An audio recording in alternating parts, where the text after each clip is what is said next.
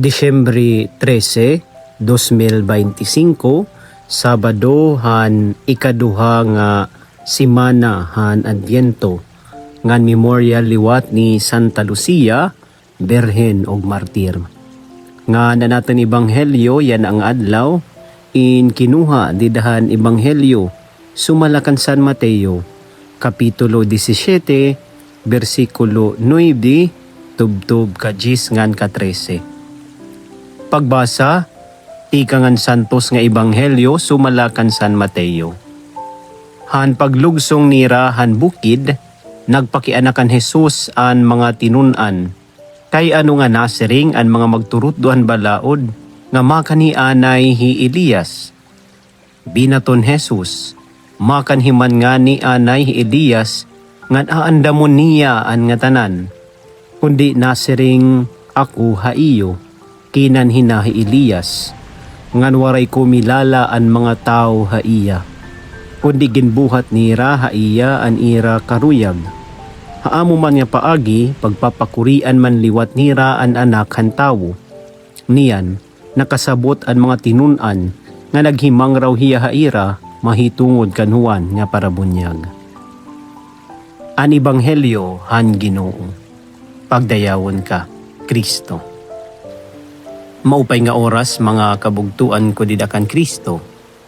Didahan aton ebanghelyo ginpapahinumdom han aton Ginoong Kristo aniya mga tinunan nga inabot na hi Elias didan pagkatao ni San Juan Bautista nga nagandam handalan han aagian han manunubos.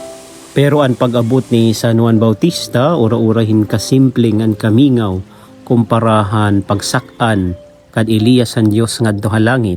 Sanglit ang mga tawo waray pakakilala ngan pakatigaman nga ang pag-abot ni Juan amo ang tigaman han pag-abot han Mesiyas. Ang mensahe ni San Juan Bautista amo ang pag-andam han aragian han Diyos.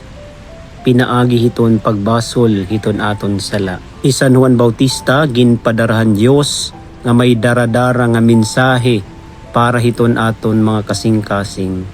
Kaya siya liwat ini iton mensahe hiton Diyos sa aton. Nga antis hiton Diyos baguhon iton mga butang nga nakapalibot sa aton, karuyag anay niya baguhon iton aton kasing-kasing.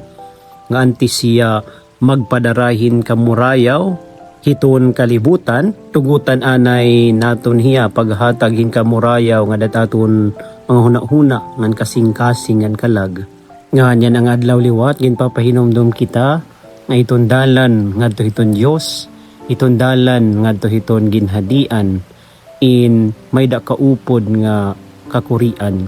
Pero katapusan labaw hiton nga tanan magdadaog iton kaupayan ngan matatagamtaman naton iton himaya nga ginsaad iton Dios para haton mga tawo nga nagsusunod na iya. Dida hiton aton pamalandong, hiton ebanghelyo yan ang adlaw.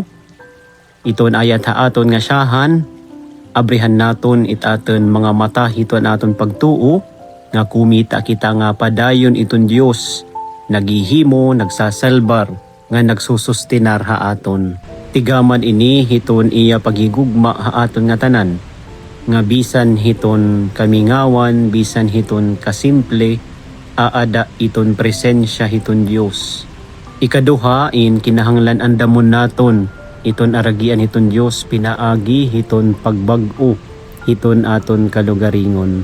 Hibaro kita pagpasaylo ngan paghigugma hiton aton igkasitao kay pinapasaylo ngan hinihigugma mandaman kita hiton Dios.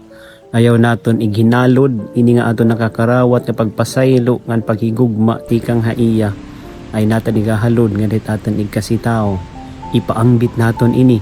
Ngan iton ikatulo nga ayat ha aton nga sugad kan San Juan Bautista nga itaton kinabuhi maging tigaman hiton presensya ni Kristo.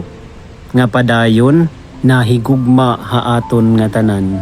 Kumo mga tinunan ni Kristo hinawton ta hikita iton magiging patitikangan hiton pagkaurusa ngan kamurayaw diri sursaramok o uro araway Hinumdum kita nga bisan hilom ngan mamingaw nga pagbuhat naton hiton tama ngan maupay, inalilipay ito naton Dios na ipapadayon naton iton iya buhat hiton pagtalwas hiton kalibutan. Pinaagi aten pagsunod ngan pagsubad kan Kristo. Amen.